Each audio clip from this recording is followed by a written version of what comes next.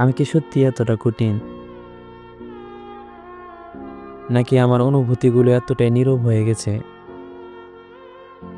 যার শব্দ এখন আর কারো কাছে পৌঁছায় না? আমি তো কখনো কাঁদতে বলিনি, শুধু চেয়েছিলাম তুমি একটুখানি চোখ রাখো আমার চোখে, আর পরে ফেলো জমে থাকা সেই নিঃশব্দ জলবিন্দুটি, যেটা আমি হাজারো শব্দে বলতে পারিনি। আমি তো চেয়েছিলাম আমি না বললেও তুমি বুঝে নিবা আমার মনের ভাষা, আমার দীর্ঘশ্বাসের অর্থটা, আর আমার নীরবতায় লুকিয়ে থাকা অভিমানের চিহ্নগুলো। কিন্তু তুমি তো শুধু তাকিয়েছিলে, আমার গভীরতা ছুঁয়ে দেখনি কখনো,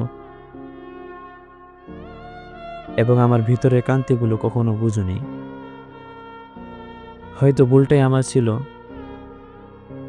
কারণ আমি জানতাম না যে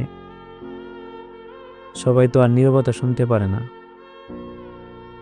সবাই তো আর গভীরতা পড়তে জানে না।